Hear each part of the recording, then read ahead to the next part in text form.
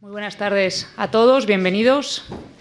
En calidad de directora de Red Florida Blanca, os quería dar la bienvenida a este primer acto del año 2018, que para nosotros es un honor y estamos tremendamente agradecidos a Casa América por su hospitalidad, por habernos cedido este espacio, dar las gracias a su directora, Santiago Miralles, por habernos recibido hoy aquí.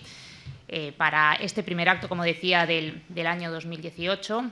Ayer se cumplieron 3 años desde el lanzamiento de la plataforma de Red Florida Blanca. Han sido 3 años en los que hemos intentado aportar ideas al debate, recuperando de las experiencias del pasado y de las buenas prácticas y aportando al debate de las ideas en España desde una perspectiva liberal conservadora. Somos una red abierta a todo el talento. Invitaros a todo el que quiera participar, a visitar nuestra página web y a aportar a este debate tan necesario en nuestro querido país, que es España. Iniciamos esta primera actividad del año 2018 con un tema que para nosotros es un tema que a lo largo de estos años también ha sido un tema muy presente en nuestras publicaciones, que es Estados Unidos. Para Florida Blanca y para nosotros el vínculo atlántico es muy importante.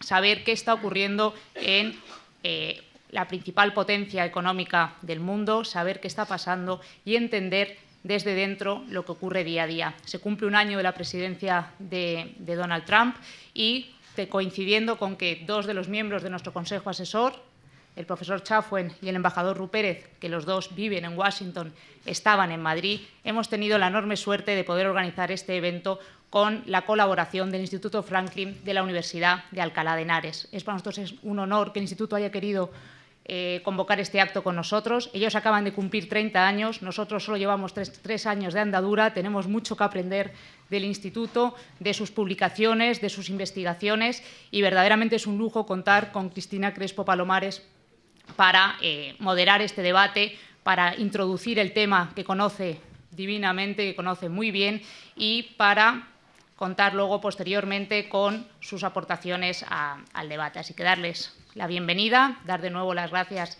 a Casa América, dar las gracias al Instituto Franklin y, como no, dar las gracias a nuestros 2 ponentes y miembros de nuestro Consejo Asesor, el profesor Alex Chafuen y el embajador Rupérez. Y nada, que disfruten mucho y muchas gracias. Bueno, muchas gracias Isabel, muchas gracias Santiago, a Casa América por ser siempre, como decimos, una extensión de nuestra casa. Gracias a todos los asistentes, gracias a Alex y a Javier por estar aquí esta tarde con nosotros. Bueno, saben que hace apenas 2 días hemos cumplido un año de la toma de posesión del presidente Trump y se ha cumplido un año justo con el cierre del gobierno, algo que hoy escuchamos en todos los medios de comunicación, algo que sacaremos hoy precisamente en este debate, porque algo tan atípico para nosotros desde España que se haya cerrado un gobierno, no se ha cerrado totalmente, es una palabra un poco grandilocuente, pero no ha sido del todo así. Todos conocemos al presidente Trump, que como poco lo podemos definir como un presidente algo atípico en su modus operandi, que funciona en muchos casos a golpe de tuit, que en Europa o en este lado del Atlántico no cuenta con muchos simpatizantes, pero sin embargo que es un presidente que ha sido elegido democráticamente, a pesar de que es verdad que hay ciertos procesos judiciales que están intentando demostrar lo contrario con las interferencias de hackers rusos, pero que bueno, que ha sido efectivamente un presidente elegido democráticamente por la sociedad norteamericana y que cuenta con muchos partidarios. ¿Qué ha hecho Donald Trump en este año? Bueno, pues ha conseguido algunas cosas, otras promesas electorales no ha conseguido. Como decía, la economía va bastante bien. Es cierto que seguía una tendencia positiva, pero el PIB ha subido, hay un optimismo económico en la bolsa y en los inversores. Y el desempleo también ha bajado, que bueno, también era la tendencia de los últimos años, pero ha vuelto a bajar. Algunas de sus promesas electorales todavía no las ha conseguido y se han frenado. Se ha puesto en manifiesto el famoso checks and balance, es decir, que que Estados Unidos es un país donde los poderes funcionan y esa balanza de poderes funciona. Y hemos visto también que hay muchas cosas que no ha conseguido por mucho que él que ha intentado, como ha sido, por ejemplo, intentar derogar la reforma sanitaria de Obama o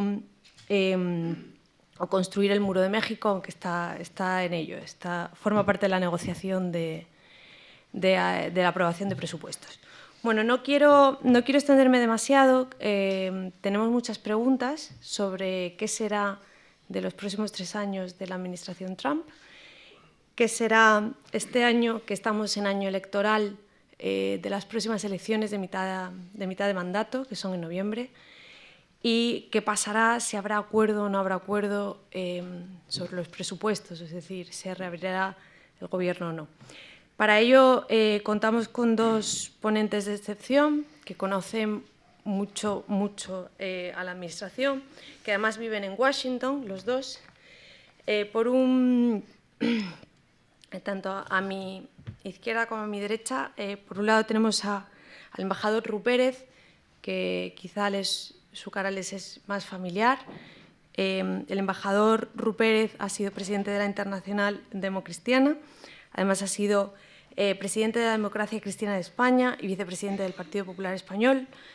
Presidió la Comisión de Asuntos Exteriores del Congreso de los Diputados, así como las asambleas parlamentarias de la OSCE y la OTAN.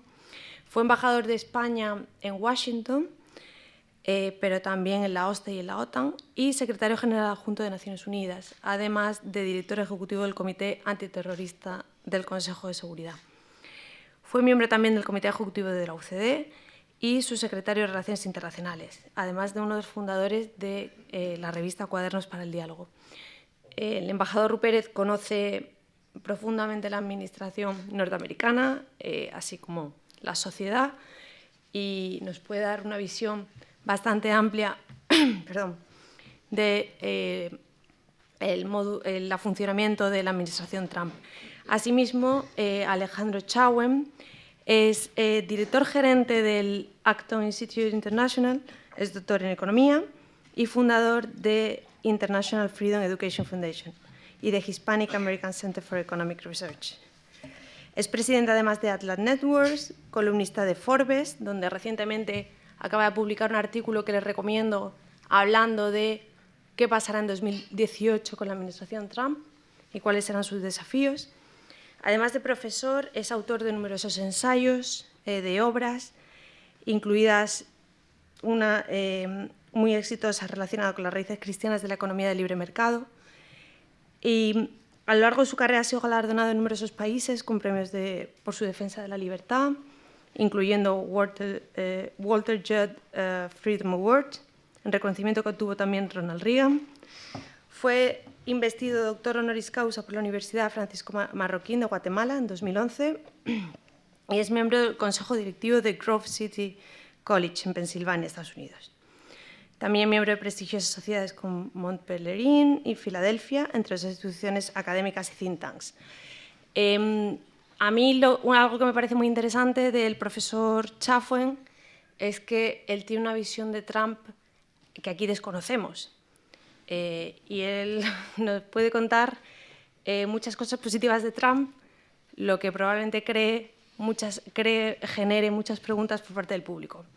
Así que si les parece bien, primero cada uno de los 2 ponentes nos va a ofrecer una visión de lo que ha sido este primer año de la administración Trump y los desafíos que podemos esperar para el 2018 y después generaremos ese debate. Profesor, cuando pueda. ¿Prefieren que hablemos de aquí? Para sí. Las cámaras. Bueno, buenas noches. Hablar de Trump en las capitales de Europa occidental me recuerda una vez que tuve que hablar sobre la eliminación del impuesto a las ganancias a la renta en un congreso de contadores de impuestos. Y le dije, me siento como hablar en el Vaticano en contra de la Santísima Trinidad, porque aprendí que es muy difícil aquí hablar a favor del Brexit, hablar en contra del Tratado de París de Cambio Climático o decir cualquier cosa buena del presidente Trump. Yo no estoy afiliado a ningún partido político. El candidato Trump no era mi candidato. Y soy economista de profesión. Y con la Fundación Acton también tratábamos de trabajar en la defensa de la importancia de la virtud, en la defensa de la sociedad libre. Así que de esa va a ser un poquito mi perspectiva. Pero me he dedicado más de 30 años a ayudar a crear centros de estudios públicos, lo que se llama think tanks en Estados Unidos. Y la administración Trump buscó en esos think tanks asesoramiento para formar su equipo. Entonces voy a compartir con ustedes un poco la lista de gente tremendamente capaz que está trabajando en la administración y que ustedes quizás no saben que existen. En inglés decimos people are policy, el personal hace a las políticas públicas. Y así que eso va a ser parte de mi presentación. Pero si no sabemos cómo llega el fenómeno Trump, no vamos a poder entender cuál es su sostén, cuál es la posibilidad de su futuro accionar. ¿Cómo llegamos a este momento? Teníamos una administración, y de vuelta yo estoy desde Estados Unidos en 1985 en el sector de los non-profits, donde la Dirección General de Rentas se empezó a usar para perseguir los enemigos políticos. Esto ya probado, se tuvieron que pagar multas por hacer eso. Teníamos algo típico del populismo, una candidata que decía que los que no votaban por ellos eran deplorables y que los que tienen una religión anticuada tienen que cambiar su religión. Teníamos al mismo tiempo candidatos que decían que hay que ofrecer educación gratis, perdonar las deudas de los alumnos, salud gratis. Candidatos que estaban utilizando, cuando estaba de secretaria de Estado, Hillary Clinton, empezó la industria de lo que se llama fake news. Ya existía, pero el tema de Benghazi, cómo se hizo día tras día tras día el Departamento de Estado y demás, diciendo que esto era el resultado de un video. Eso era todo ese cúmulo de cosas. Y Obama una vez dijo, yo soy el verdadero populista, no Trump. Entonces, es cierto que Trump no ganó la elección, el voto popular, debido a cuál es el sistema que los padres fundadores de Estados Unidos eligieron. Pero la rebelión contra ese dominio de los demócratas empezó pronto, un año yo creo después de que Obama llegó a la presidencia. Los demócratas controlaban 2/3 de las legislaturas provinciales y de las gobernaciones provinciales. Después de 8 años de Obama, se dio vuelta por completo la ecuación política interna. Y hoy en día son 2/3 de las legislaturas provinciales y de las gobernaciones están en manos de los republicanos. Así se llega. Cuando el presidente Trump cuando el candidato Trump estaba buscando equipo y formar equipo, ¿a quién elige para formar el equipo? Primero al gobernador Christie, muy parecido en personal a él, en personalidad, perdón. A veces prepotente, a veces rudo, y ustedes saben que tenía un caso pendiente judicial de crear un caos de tránsito para perjudicar a los compañeros, a los oponentes políticos. Y el señor Christie eligió al líder de think tanks más importantes de Estados Unidos, que es el señor Ed Fellner, como el líder de que iba a ayudar a formar el equipo. Cuando sigue el proceso judicial contra el gobernador Christie, se lo despide y Fellner sale como el gran arquitecto de quienes iban a sumarse a ese equipo. Pero el candidato Trump elige a Michael Pence, que había empezado en el mundo de los think tanks y era ya candidato a vicepresidente, dirigió un think tank que se llama Indiana Policy Review Foundation y trabajó con nuestra fundación en un par de proyectos. Le dice a él que entonces que elige el equipo. Y él elige a Ken Blackwell, que con el que comparte un directorio en una universidad, es un señor muy talentoso, es negro, pero no tiene nada que ver, porque tiene muchísimos directorios, brillante. Y él siguió con el mismo, más o menos casi con la misma gente que el señor Fellner había elegido para elegir candidatos. Y allí se empieza a formar el equipo. La parte más importante, a mi juicio, del gobierno y que más preocupaba al votante republicano es la parte de la justicia. Yo tuve una reunión donde vino el señor Trump 3 meses antes de la elección y se le preguntó en ese auditorio ¿quién como nosotros usted pondría en el gobierno? Y dijo, me parece que necesitamos más jueces como Clarence Thomas. Clarence Thomas es el juez que más se basa en la ley natural. Nos sorprendió a todos, y de vuelta sorprendió y enojó a todos más cuando una semana después le hacen una pregunta extemporánea y él contesta, creo que mi hermana, su hermana, que es bastante izquierdista, sería una buenísima jueza. Y todo el mundo dice, ven, nadie puede confiar en Trump. Y ahí el señor Trump le pide, entonces miren, voy a hacer esto. Le voy a decir a la Sociedad Federalista, que es una sociedad que trabaja con abogados y estudiantes de abogacía, y la mayoría de los jueces han pasado por allí, por esa sociedad, le pide a la Sociedad Federalista y al ex ministro de Justicia, el presidente Reagan, Ed Meese, de presentar una lista de jueces y él se iba a comprometer a nombrarlas. Todo el mundo decía, no lo va a hacer, no lo va a hacer. Bueno, la cuestión que lo ha hecho, no solo nombró al juez de la Suprema Corte Gorsuch, sino que ha nombrado más jueces de apelaciones en este lapso que ningún otro presidente en estas últimas décadas. Y eso va a causar un cambio profundo y ha recibido desde el ala centro-derecha, desde los conservadores a los libertarios, una respuesta enormemente positiva. Y eso calculo que va a continuar.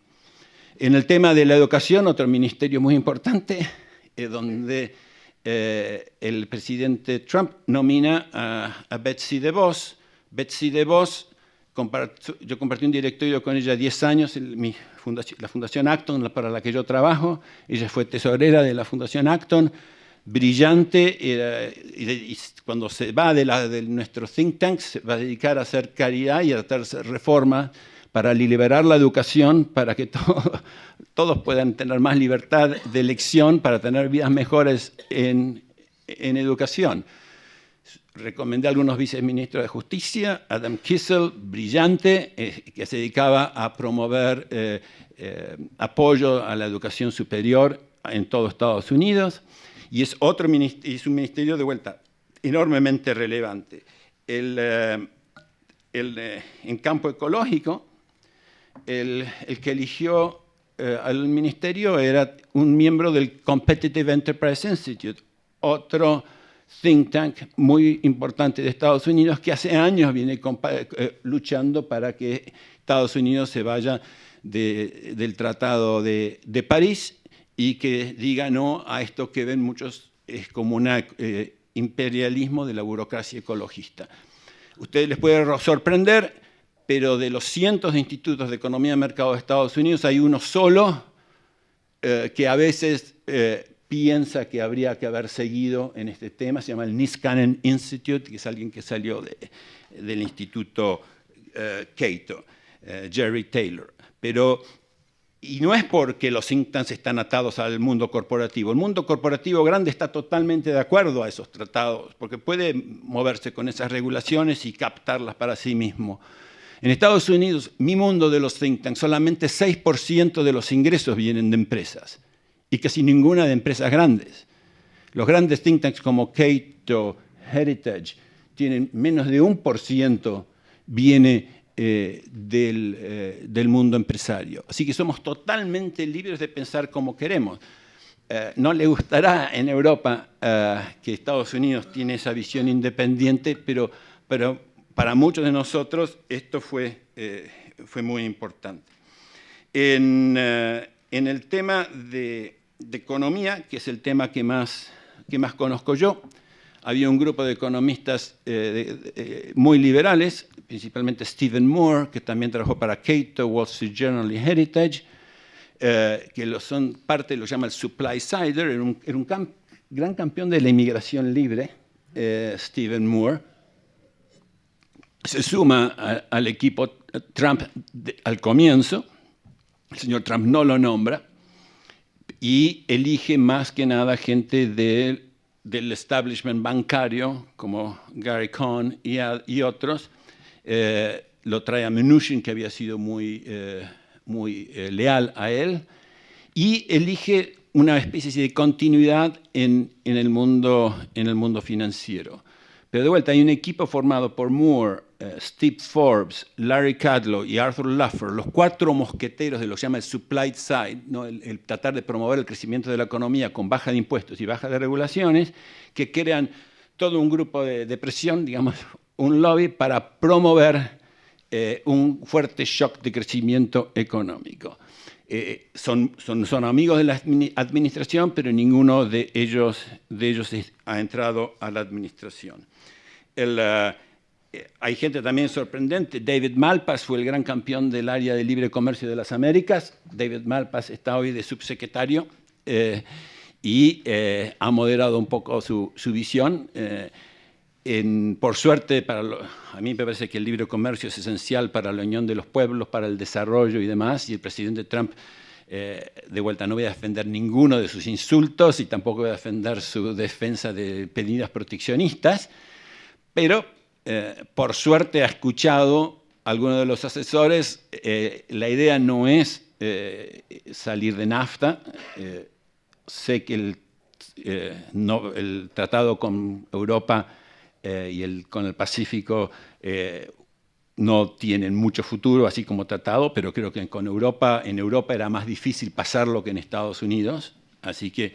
Pero yo creo que ahí se ha podido moderar la posición del presidente, que es muy, muy peligrosa. Y los números están dando que el comercio internacional no ha bajado, y al contrario, creo que ha seguido subiendo. Los datos de diciembre todavía no están.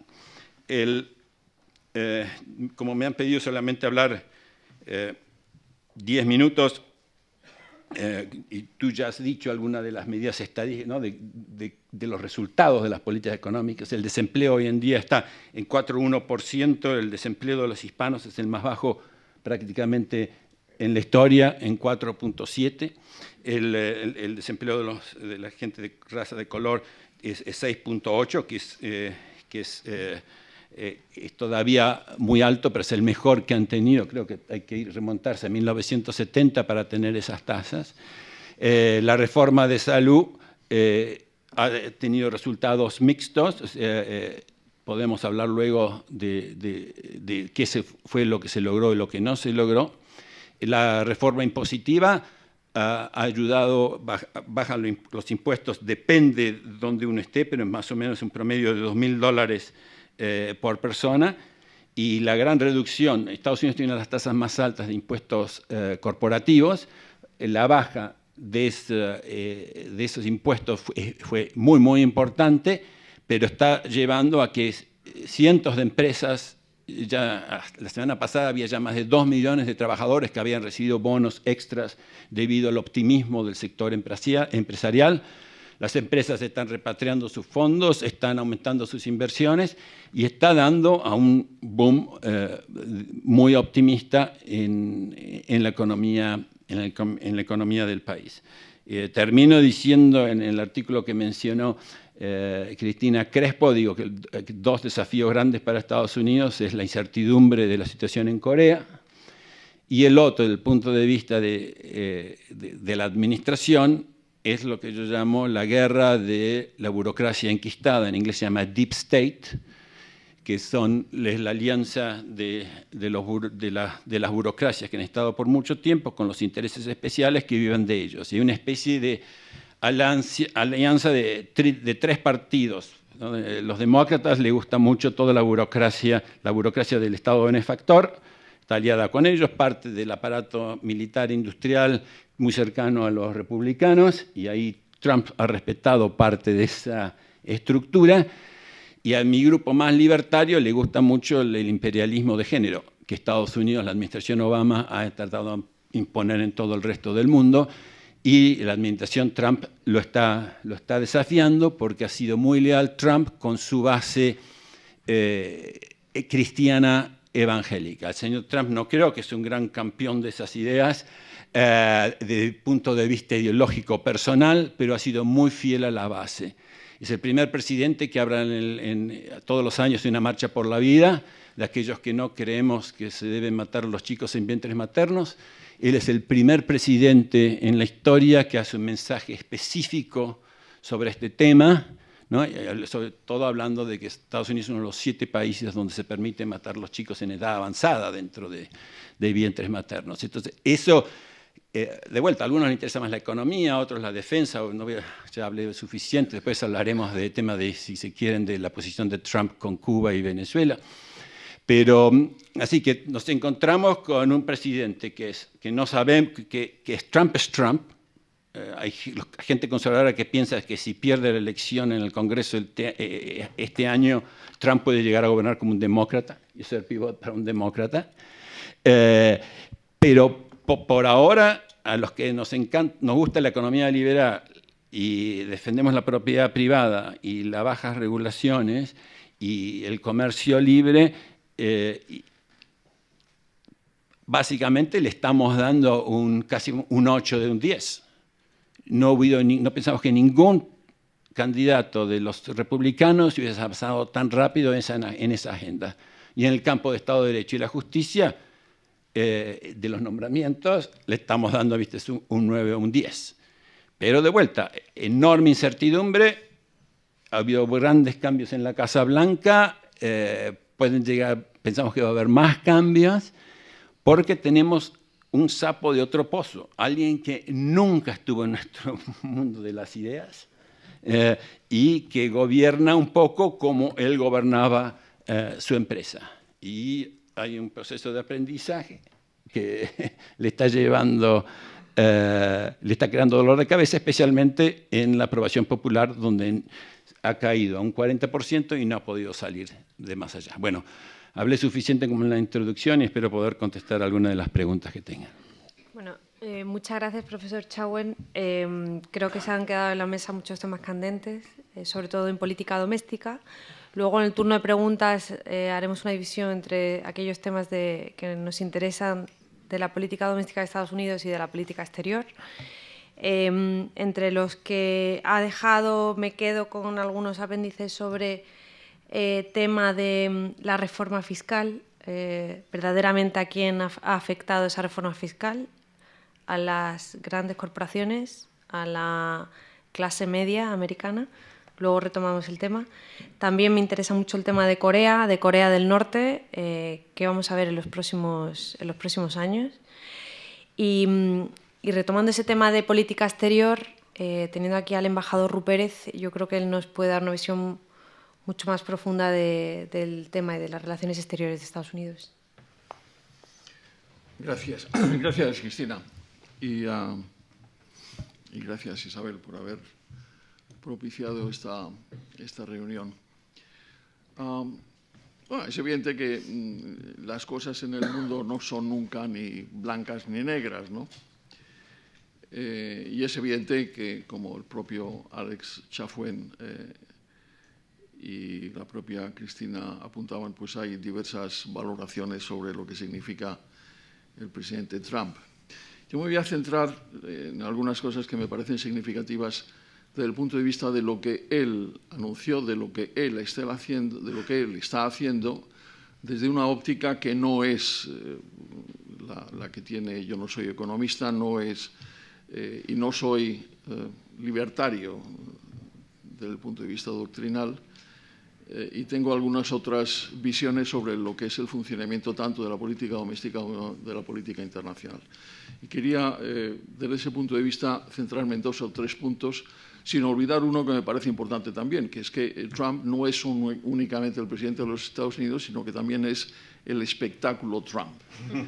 Y eso, por primera vez quizá en la historia reciente, por lo menos de los presidentes de los Estados Unidos, está teniendo una importancia que no es baladí, que no es pequeña y que tiene también una serie de lecturas que también lo adelanto, a mí me parecen claramente negativas, pero en fin, eso también es opinable. Primero, ¿cuál es la plataforma electoral con la cual Donald Trump llega a la presidencia? Es una plataforma que predica el nacionalismo exclusivista, es la plataforma del America First, de América primero, es una plataforma de proteccionismo económico y comercial, hasta Alex Chafuen lo reconoce, es una plataforma en donde niega lo multilateral y favorece lo bilateral, es una plataforma en donde se predica la maldad del extranjero como sistema básicamente de entendimiento de lo que ocurre en el mundo. Eso trae consigo toda una serie de decisiones que afortunadamente no han ido muy lejos precisamente porque la judicatura se las ha cortado, en donde se identifica terrorista con musulmán, donde se identifica violador con mexicano, y es también el predicador, la plataforma electoral predica el aislacionismo, es decir, es una nueva vuelta hacia atrás, hacia adentro, la fortaleza América que se reafirma a sí mismo frente a todos el conjunto de enemigos que la quieren mal, que están aprovechándose de lo que ellos bien hacen. De manera que nacionalismo exclusivista, proteccionismo, bilateralidad, maldad del extranjero, aislacionismo. Todo eso, con independencia de cualquier tipo de evaluación que se hagan de las calidades de las presidencias de los republicanos o de los demócratas, lo que sí pone radicalmente en duda es el entendimiento convencional que nos hemos hecho de lo que ha sido la política americana, la política de los Estados Unidos, al menos desde el final de la Segunda Guerra Mundial, que era una política basada en el multilateralismo, en la libertad de comercio, en la integración supranacional, en la estabilidad democrática y en el fortalecimiento de la diversidad.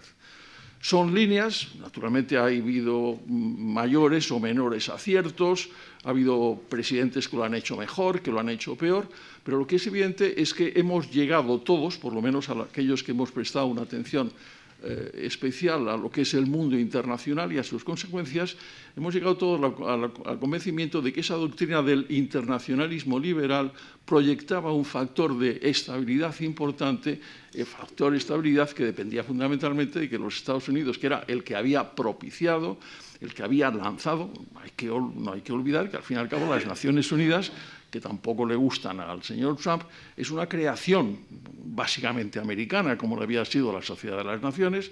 No hay que olvidar que todo el sistema de los derechos humanos son iniciativas americanas. No hay que olvidar que el mundo propio de la Unión Europea, en el fondo, es una iniciativa americana también. De manera que el discurso de Trump es una enmienda a la totalidad de lo que ha sido, por lo menos, la mejor historia americana en los últimos 70 años, ¿no? Y eso está ahí, ¿no? Es un dato descriptivo. Yo estoy en un lado determinado, a mí me gusta el internacionalismo liberal, me gusta los Estados Unidos como potencia que encarna la estabilidad democrática, que efectivamente me gusta los Estados Unidos como un país que es capaz de colaborar con los aliados, con los amigos, con los vecinos, etcétera. ¿Cuáles son, dentro de esas promesas, de esas líneas programáticas de Trump, qué es lo que ha quedado en este año de presidencia? Bueno, lo primero que hay que recordar es que el discurso de investidura que estaba pronunciando hace prácticamente un año era un discurso insólito. Incluso Alex Chafuen estará de acuerdo conmigo, pero el discurso es insólito. Porque normalmente todos los presidentes americanos, cuando llegan a ese momento solemne de jurar en la Biblia que van a cumplir de acuerdo con Dios y con todas sus convicciones las normas constitucionales, en vez de lanzar, como siempre han hecho, un discurso de unidad, de esperanza, de optimismo, de invitación a la colaboración, hace todo lo contrario. Hace un discurso beligerante, violento, donde incluso llega a describir la situación en los Estados Unidos de una manera que no corresponde a la realidad. Ese es otro tema que en otro momento podríamos tocar, que es la distancia curiosa que existe entre Trump y la realidad. Pero ese es otro tema del cual podríamos hablar en su momento. Pero incluso habla del carnage en América. ¿No? Hombre, en América hay muchos problemas, pero decir que aquello es una especie de matadero, hombre, tampoco es así. Ese es el discurso que pronuncia Trump en los escalones del Capitolio como discurso de investidura. discurso agresivo, un discurso, como digo, divisivo, belicoso. No lo ha abandonado. No lo ha abandonado, es decir, luego veremos exactamente qué es lo que ha cumplido, qué es lo que no ha cumplido, cómo le han ido las cosas, pero no lo ha abandonado, es decir, hay que leer los tweets diarios, sobre todo los que lanza a las 5 de la mañana, para ver exactamente cuáles son las tendencias más elementales del presidente de los Estados Unidos. E incluso lo sigue repitiendo con razones en ella. Por ejemplo, entre otras, no voy a entrar en detalles, porque son largos y complejos, pero, por ejemplo, le invitan a pronunciar un discurso ante el Congreso Mundial de los Boy Scouts.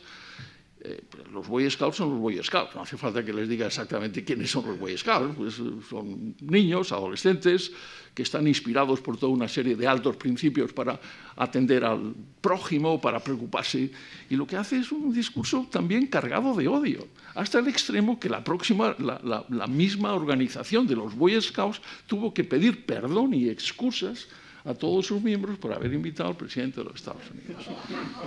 No, es cierto, es así, ¿verdad? Que es así. O sea, ¿qué es lo que ha quedado de todo eso? Es decir, de las manifestaciones programáticas, de las decisiones concretas. Bueno, efectivamente, lo primero era intentar desmontar todo el sistema de cobertura sanitaria del presidente Obama. Lo ha conseguido en parte. Lo ha conseguido en parte, pero también con un marcado fracaso desde el punto de vista estrictamente político, porque Trump lo que quiere es ir apuntándose los éxitos. Esto no ha sido un éxito, salvo en una cosa, y es aumentar significativamente el número de americanos, de ciudadanos americanos, que en este momento ya no tienen cobertura sanitaria. Eran muchos antes, no los pudo cubrir todos Obama, es cierto. Pero si en aquel momento, en el momento en que empieza a batallar contra el Obamacare, había 25 millones de americanos sin cobertura sanitaria, en este momento hay 32 millones de ciudadanos americanos sin cobertura sanitaria.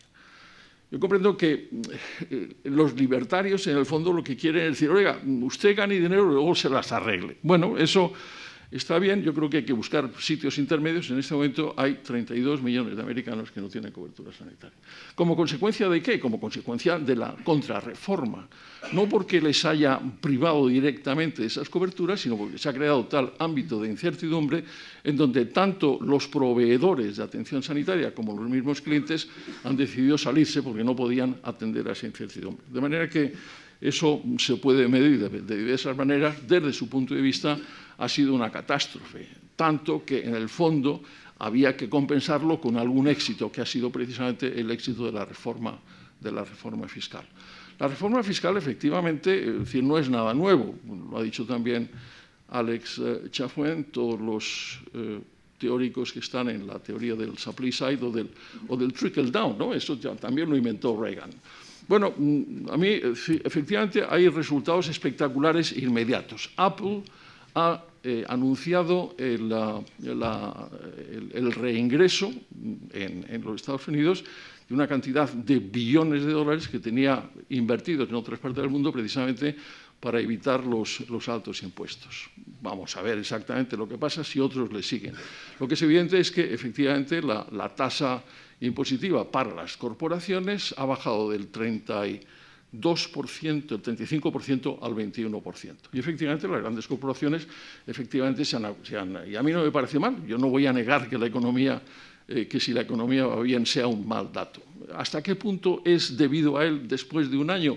En este caso concreto, en el caso de Apple sí, en el caso de lo demás vamos a ver. Lo que sí es cierto es que mientras tanto, a lo mejor dice Alex que pertenecen al Deep State, a esa conspiración que quiere acabar con Trump, pero hay un Congressional Budget Office, que es una entidad congresional que es absolutamente independiente y que hace sus cálculos sobre las consecuencias de las medidas económicas. Ese Congressional Budget Office ha dicho que con esa ley fiscal, en el curso de los próximos 10 años, el déficit de los Estados Unidos se va a ver aumentado en 1,7 billones de dólares. Billones europeos, serían trillones americanos.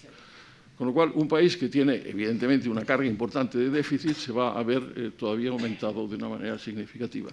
No quiero cargar las tintas en este terreno, porque, como siempre, no sabemos exactamente cuáles van a ser las consecuencias, pero me refiero a ese dato que, por otra parte, recoge hoy mismo en el Washington Post Larry Summers para decir que, efectivamente, Trump debería presumir menos de los datos económicos que no son todos suyos.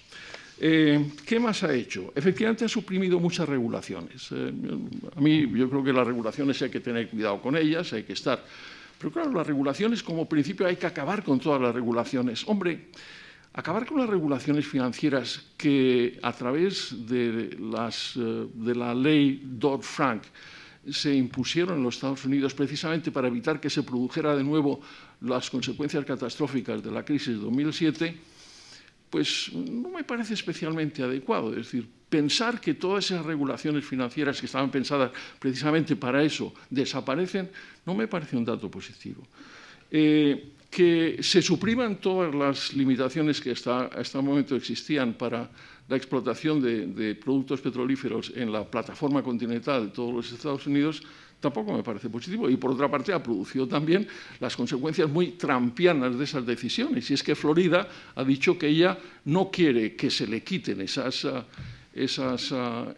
limitaciones, y ha habido siempre algún malintencionado, no digo yo que tenga razón, porque al fin y al cabo que ha dicho que en el fondo, claro, lo que pasa, Florida lo hace porque Mar-a-Lago está en Florida y no quieren que le monten un pozo petrolífero delante, ¿no? Seguramente no es cierto, ¿no? Pero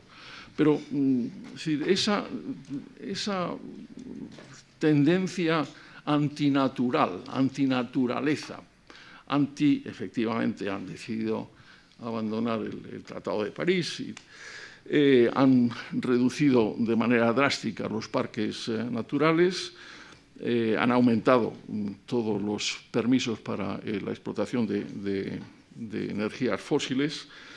Está todo el tema también de la expulsión de aquellos 800.000, más o menos, menores que hace 3 décadas entraron en los Estados Unidos de manera ilegal, llevados por sus padres, que no tienen otra referencia que la americana, que encontraron una vía hacia la ciudadanía a través de unas leyes que pasó el presidente Obama y el Congreso bajo Obama y que en este momento están amenazados de expulsión. Hay casos realmente sangrantes.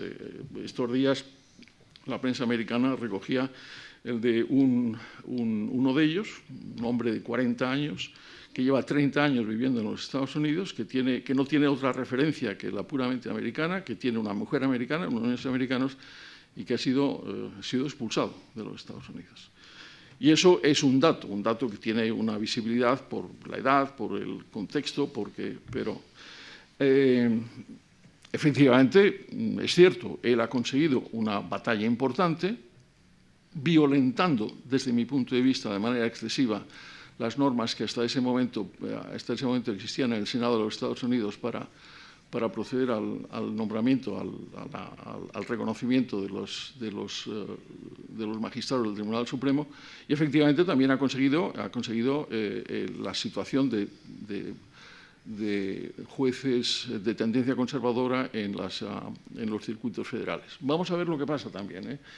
Hay que recordar que los magistrados, los jueces del Tribunal Supremo de los Estados Unidos lo son a vida, y la vida da muchas vueltas, como todos sabemos, y si no, que se lo pregunten al juez Kennedy, ¿verdad? Pero, en fin, ese es un dato que en términos estrictamente políticos se puede anotar. En el exterior, ¿qué es lo que ha pasado en el exterior? Bueno, ha habido efectivamente un abandono progresivo de cualquier noción de libre comercio, ¿no?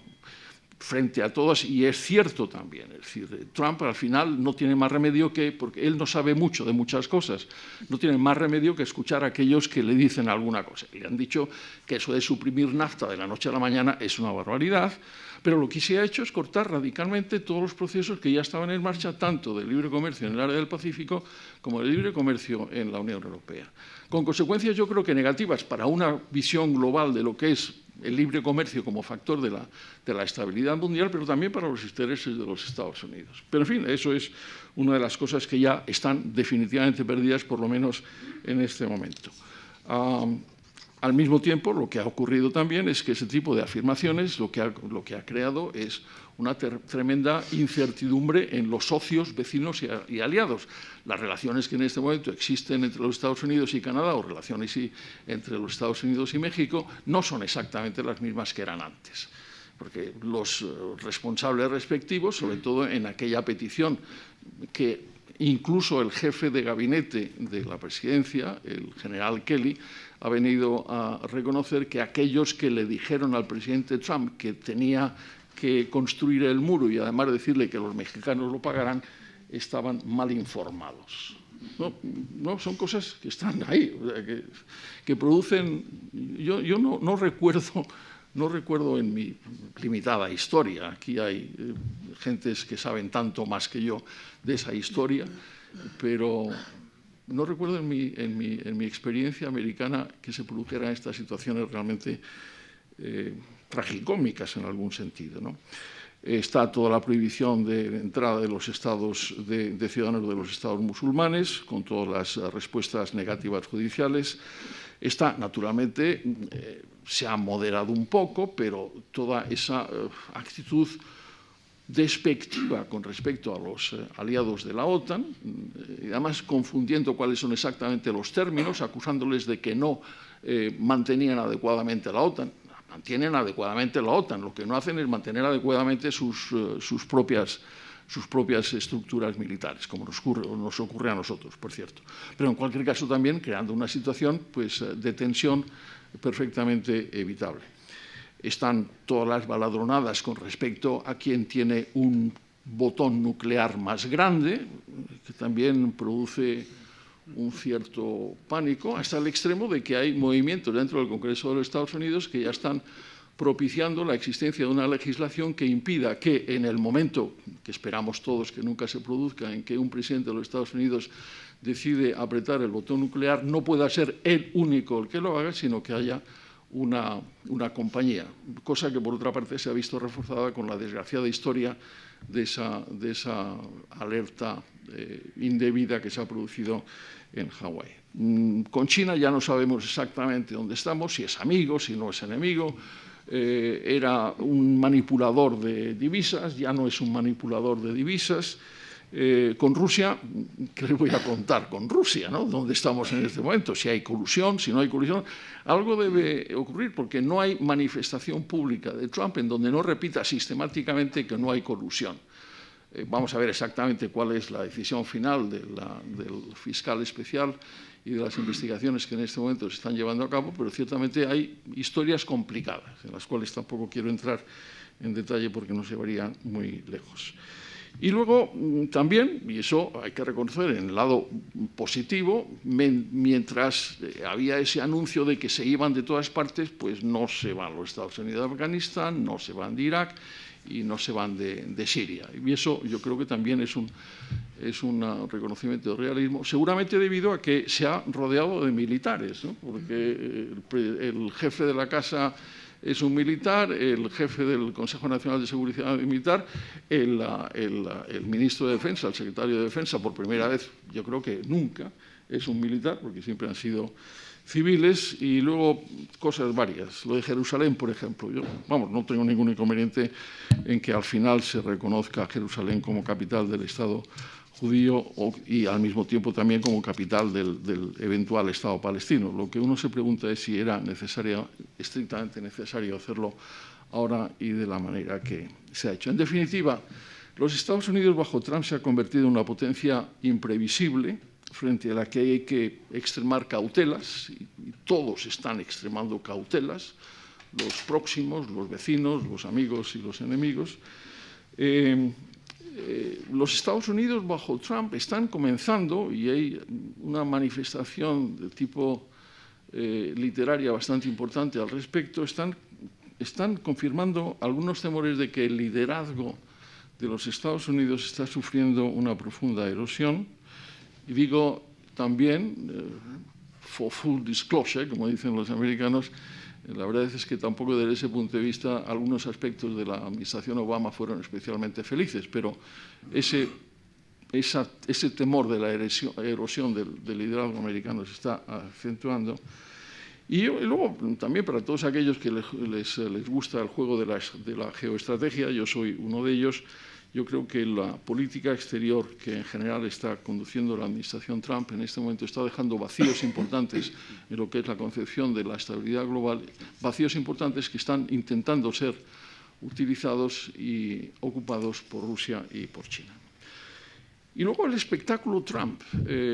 Es cierto que no todo es una catástrofe dentro de la administración Trump. Es cierto que hay gente de valía. Desde ese punto de vista, Alex Schaffner lo conoce mejor que yo, porque efectivamente venían muchos de ellos de los think tanks, pero son perfectamente anónimos. Al final, el juego es una poderosa capacidad ejecutiva, siempre lo ha sido, ejercida de una manera que a mí me parece irresponsable, que a mí me parece imprevisible, que a mí me parece ambigua, que a mí me parece que está cargada también de una profunda ignorancia de lo que son los elementos normales de lo que es o debe ser la capacidad ejecutiva, la presidencia del país más poderoso del mundo, ¿no? Ese sistema de reducción de la política al tuit, a las 140 palabras, y además dictadas sin ningún tipo de control, porque desde ese punto de vista ni siquiera el jefe de gabinete de la Casa Blanca ha conseguido limitar los tweets. Al mismo tiempo también esa inclinación en donde, por fas o por nefas, el presidente de los Estados Unidos insulta a la prensa, les califica los autores de los fake news, de las noticias falsas, les dice que son el enemigo del pueblo, insulta a los servicios de inteligencia y de seguridad, al FBI y a la CIA, insulta a su propio secretario de Justicia, a su ex amigo Sessions, al que públicamente le está pidiendo día sí, día también que se vaya. ¿Ustedes se imaginan al presidente Rajoy diciéndole al señor Catalá que se vaya, que deje o a cualquiera de los otros públicamente? Eso está pasando en este momento en los Estados Unidos. Y luego, finalmente, yo tampoco quiero caer en la anécdota, pero la anécdota, al fin, cuando el espectáculo es el espectáculo, pues también hay que tenerla en cuenta. El libro este, que está alcanzando ventas millonarias, Fire and Fury, se puede leer de diversas maneras, se puede leer exclusivamente como una colección de anécdotas, se puede leer también como una cosa enormemente preocupante, que es la disfuncionalidad terrible que existe en estos momentos en el órgano administrativo en el cual reina como rey absoluto, como presidente absoluto, el presidente de los Estados Unidos. Los personajes, las intrigas, las tendencias, la existencia de personajes de extrema derecha radical, enfrentados a la familia, producen una sensación de que estamos en una corte en donde las intrigas de la corte de los Médicis en Florencia se han quedado chiquitas, ¿no? Y eso, al final, tiene que ver con decisiones políticas que afectan a toda la humanidad. De manera que, al final, yo encuentro que la política es defectuosa, el espectáculo es lamentable y el resultado es pobre y regresivo. Es cierto, las instituciones funcionan, eso es cierto, el país funciona, es decir, muchas de las cosas que estamos viendo y que están funcionando de una manera más o menos regular son cosas que se producen precisamente porque el país funciona, aunque la institución presidencial no funciona. Y yo creo, sinceramente, que al final yo no tengo absolutamente ninguna duda sobre la regularidad de las elecciones, sobre la calidad democrática de las elecciones, no tengo absolutamente ninguna duda sobre la legitimidad de la presencia de Donald Trump en la presidencia de la República Americana. Creo, sinceramente, que los americanos y todos los demás hubiéramos merecido otra cosa, ¿no? Y el colofón, y hacía una referencia neutra Cristina al principio, el colofón es que al final de la historia la celebración del primer año del mandato de Trump como presidente de los Estados Unidos se ha producido con el gobierno de los Estados Unidos cerrado. Y dígase lo que se diga, y comprendo perfectamente, porque al fin y al cabo yo también conozco ese mundo de las acusaciones de unos y otros, los republicanos y tal, eso se ha producido exclusivamente porque Trump no ha querido que hubiera una solución a la negociación. Yo creo que es, digamos, es una manera gráfica de decir exactamente que eso no ha funcionado demasiado bien. Pero, en fin, gracias de nuevo, Cristina, gracias. Bueno, muchas gracias por el análisis. Para seguir con ese hilo con el que has terminado y también por estar en la más completa actualidad, a mí me gustaría saber cómo van a ir esas negociaciones. Han sido precisamente los republicanos los que han pedido una nueva prórroga, los que han pedido tener una nueva reunión hoy. Si finalmente se deja al Gobierno más días cerrados, se espera que haya una pérdida de un 0,2% del crecimiento económico en Estados Unidos semanalmente. Yo creo que esto la administración Trump, estoy convencida que son los primeros que están intentando evitar esto, sobre todo si el mayor logro ha sido el crecimiento económico. Y más en un año en el que estamos en elecciones.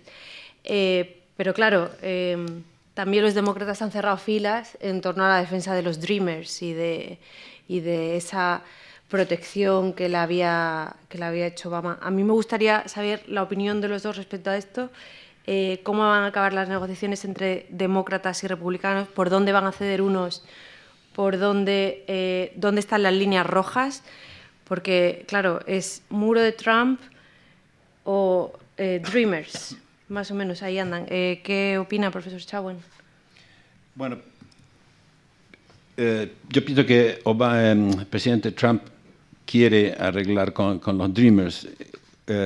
Antes de usar esa palabra fea para hablar de países muy difíciles, dijo que era una cuestión de amor, ¿no? Usó la palabra love, que nos sorprendió, que fue lo que lo criticó al presidente Bush, que también había dicho que la inmigración era una cuestión de amor. Así que yo pienso que él quiere arreglar eso, pero va a querer que se siga construyendo parte del muro a cambio. Así que, pero el tema, de vuelta, hay que ser parejo. Durante el tiempo de Obama también se cerró el gobierno y estuvo cerrado y no le causó daño a los republicanos, al revés. Y esto puede volver a pasar nuevamente, ¿no? Hay que criticar parejo. Es cierto el tema de la deuda que dijo el embajador Rupérez, pero Obama aumentó la deuda pública del gobierno americano casi igual que todos los presidentes de la historia de Estados Unidos acumulados. Entonces hay que, ¿no? Y respeto algunas de las críticas. El tema de la mentira política, ¿no? El socialismo incremento en el socialismo de salud corporatista que hizo Obama, lo llama Affordable Care Act. Y una mentira del comienzo, y diciendo, si a ustedes les gusta su médico, se lo va a poder quedar, y el precio va a ser igual. Un hijo mío, no queríamos nunca depender del Estado, un hijo mío pagaba $210, ¿no? Soltero, ¿no? Más o menos sano de salud, pasa el Affordable Care Act y se va a $750, la prima.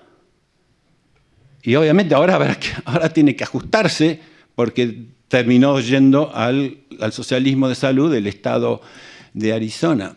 El costo enorme de ese...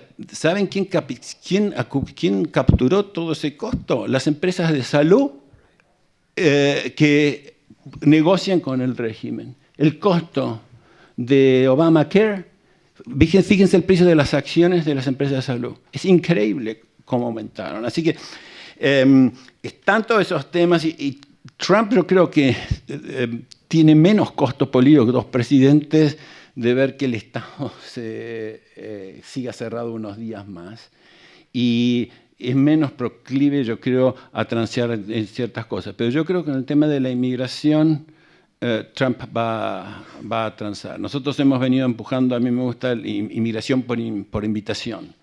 que uno pueda, si uno tiene un trabajo garantizado por el sector privado, uno puede estar 2 años trabajando y no se le cierra el camino a la ciudadanía, y yo creo que eso habría que ofrecer a los inmigrantes que hoy están en Estados Unidos, en vez de hacer redadas y expulsarlos, que creo que es imposible, ¿no? Pero, en fin, así que no sé cuántos días va a durar, es muy nuevito, pero no sé qué opinas tú, es muy difícil pronosticar esto. No, a mí lo que es decir, primero, no suele durar mucho. En el caso del cierre del gobierno que se produjo en la presidencia de Obama, duró 17 días, ¿no? Claro, son 17 días complicados, porque eso afecta a millones de personas y afecta naturalmente a todos los trabajadores federales, a los cuales, sin embargo, sí se les reintegra es decir, que ellos no pierden, en su momento se les...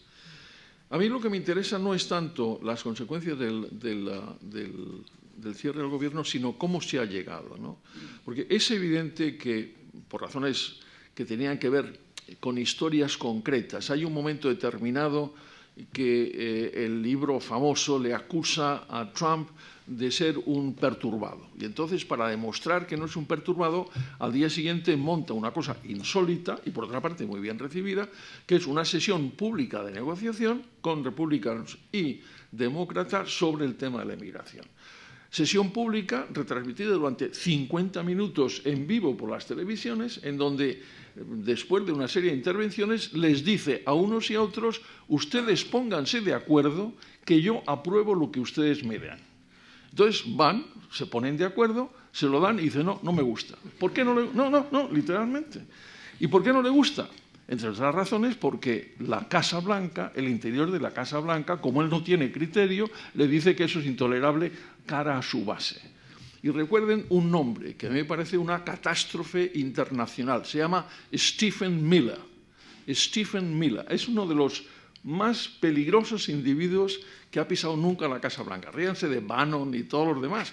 Y este es el que le dice que no, que eso su base no lo va a admitir. Y entonces la sesión próxima es cuando dice que efectivamente todos los señores que vienen de África, de Haití y tal, vienen de agujeros de mierda, literalmente. Y ustedes me perdonarán, pero es lo que le ha dicho, ¿no? Con unos tintes racistas realmente. O sea que el tema no es tanto lo que va a costar. El tema es que en un momento determinado el presidente de los Estados Unidos ha dicho que iba a aceptar un compromiso. Ese compromiso incluía una parte del muro, incluía los Dreamers, incluía los 9 millones de niños que tienen necesidades, incluía todo lo que unos y otros, y vuelven a negociar sobre lo mismo. Es decir, que el tema no es tanto lo que va a costar. Ya hemos visto que el gobernador de Nueva York ha dicho que se puede ir a la Estatua de la Libertad. El tema es que eso no funciona. Y el tema no funciona, entre otras muchas razones, no digo yo, que entre otras muchas razones, porque hay un señor al frente de la Casa Blanca que no sabe de lo que está hablando y que tiene unas tendencias que a mí me parecen claramente indebidas. Es decir, esa base, vamos a ver lo que pasa con esa base, pero esa base no es los Estados Unidos. Incluso el éxito de la negociación se la podía haber cargado él, si no hubiera sido por todas estas tendencias. De manera que a mí el tema, yo creo que van a llegar. Yo creo que, es decir, están hoy no sé exactamente lo que ha pasado hoy. A las 12 reanudaban la negociación. Yo creo que llegarán, porque además ellos mismos se dan cuenta. Es decir, el propio jefe de la mayoría republicana en el Senado, Mitch McConnell, que es un tipo más bien de perfil muy bajo, estos días se le veían alterado, porque estaba diciendo: no sé lo que quiere el presidente de los Estados Unidos. Es decir, estamos en esa situación. Y eso es lo grave. Eso es lo grave. Yo creo que van a llegar a una situación, yo creo que le van a devolver los sueldos a los empleados, yo creo que además lo van a hacer rápidamente. Pero el tema no es lo que va a costar, el tema es la disfuncionalidad a la que hemos llegado por un personaje que yo no creo que esté, como dicen algunos, que esté necesitado de psiquiatra. Lo que sí está es claramente incapacitado para ser presidente de los Estados Unidos, ¿no?